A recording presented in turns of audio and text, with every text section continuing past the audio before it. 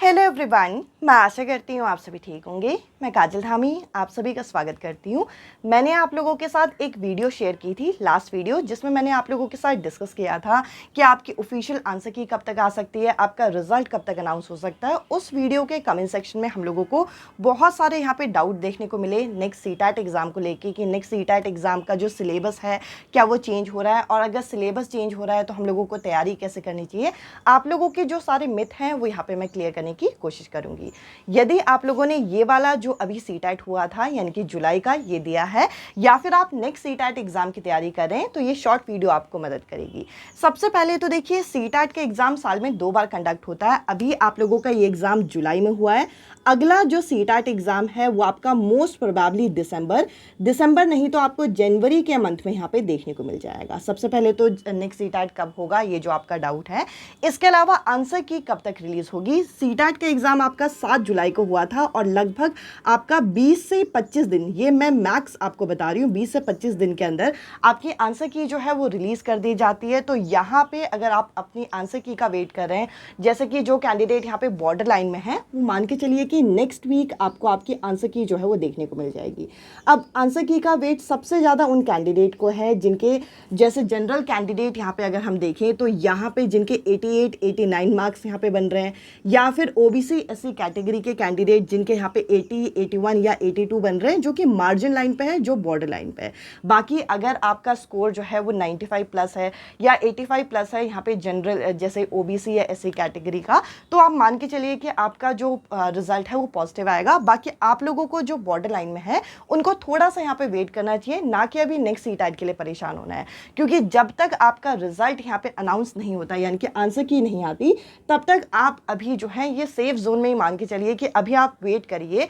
आपको देखना है कि आपके जो मार्क्स है, अगर यहाँ पे 82 यहाँ पे अगर बन जाते हैं और यहाँ पे 90 बन जाते हैं, तो आप आगे की तैयारी यहाँ पे कर सकते हैं। आप सीटैट को लेके फिर परेशान मत होइएगा, अदरवाइज आप नेक्स्ट सीटैट एग्जाम की तैयारी करिए।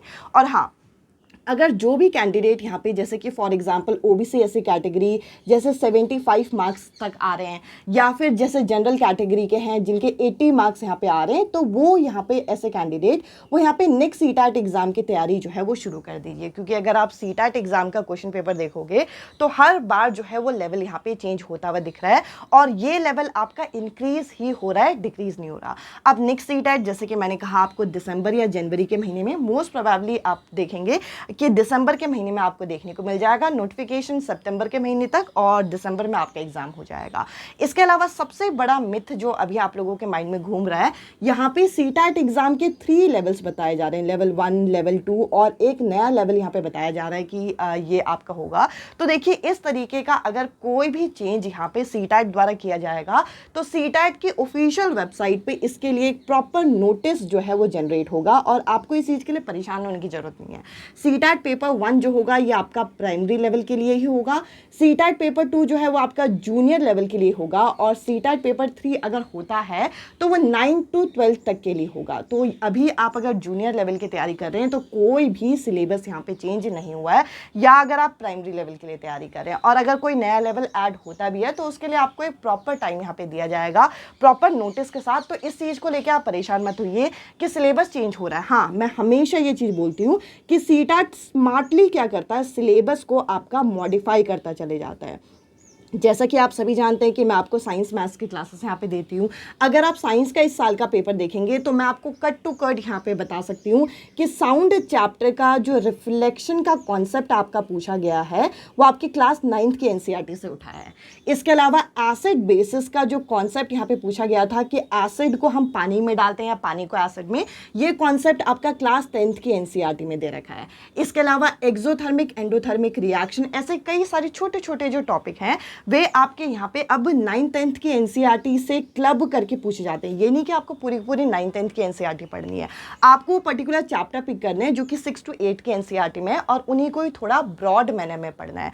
इसके साथ साथ यहाँ पे रेस्पिरेशन का जो एक क्वेश्चन पूछा था कि एक्वाटिक एनिमल जो है यहाँ पे टेरेस्ट्रियल एनिमल से इनकी ब्रीदिंग रेट कैसा होता है, ये भी आपको क्लास 10th की एनसीईआरटी में मिलेगा। तो ये सभी चीज़ें आपको मॉडिफाई करके पढ़नी है। सिलेबस कोई चेंज नहीं हो रहा, सिलेबस यहाँ पे थोड़ा ऐड ऑन किया जाता जाता है हर बारी। तो इस तरीके से आपको पढ़ना है। तो यहाँ पे सिलेबस चेंज नहीं हो रहा। मैं हर बारी ये बोलती हूँ कि आप मॉडिफिकेशन के साथ पढ़िए ताकि आपसे क्वेश्चन जो है वो टैकल हो सके। इसके अलावा एग्जाम मोड, अब बहुत बड़ा डाउट ये है। अब देखिए सीटेट जब स्टार्ट हुआ था तब ये आपका ऑफलाइन मोड पे होता था और उसके बाद 2 बारी ये ऑनलाइन मोड पे शिफ्ट किया गया, बट कहीं ना कहीं ऑनलाइन मोड पे उतना सक्सेसफुल नहीं रहा, तो इसे ऑफलाइन मोड पे दोबारा शिफ्ट किया गया है। तो अभी मोस्ट प्रोबेबली चांसेस ये है कि अगर ये यहाँ पे सीबीएसई द्वारा कंडक्ट होता है तो आपका ऑफलाइन मोड पे ही होगा। इस चीज़ के लिए टेंशन फ्री रहिए। बाकी अगर आपके, जैसा मैंने कहा, 75 भी नहीं बन रहे या 80 भी नहीं बन रहे जनरल कैंडिडेट के लिए, आप नेक्स्ट सीटेट एग्जाम की तैयारी कर सकते हैं। अगर आप बॉर्डर लाइन में हैं तो थोड़ा सा भी वेट करिए।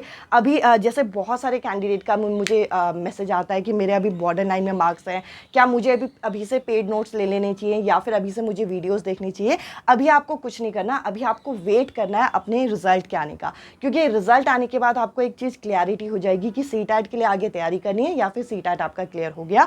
हाँ, जो कैंडिडेट इस लाइन में है वो अपनी तैयारी करिए, या फिर जो फ्रेशर हैं जो फर्स्ट टाइम दे रहे हैं वो अपनी तैयारी कर सकते हैं। मैंने लास्ट वीडियो में आपको बताया था कि जो सीटेट एग्जाम है इसके पेड नोट्स जो है मैं आप लोगों के हैंड रिटन फॉर्म में बना रही हूँ। मैंने आज ही कम्युनिटी पोस्ट में यहाँ पे शेयर किया है, आप लोगों में से कई कैंडिडेट ने देख भी लिया है। इसके अलावा टेलीग्राम ग्रुप में भी शेयर किया है। जिन भी कैंडिडेट को सीटेट के पेड नोट्स लेने हैं, इस बार मैंने कंप्लीट बाइलिंगुअल यहाँ पे वो भी हैंड रिटन फॉर्म में खुद के लिखे हुए आप लोगों के लिए नोट्स रेडी किए हैं। अगर आप चाहें तो वो नोट्स ले सकते हैं, अदरवाइज आपको कमेंट सेक्शन में पिन फॉर्म में जो सीटेट साइंस मैथ्स की क्लासेस हैं वो मिल जाएंगी, आप उन वीडियोज़ को भी देख सकते हैं।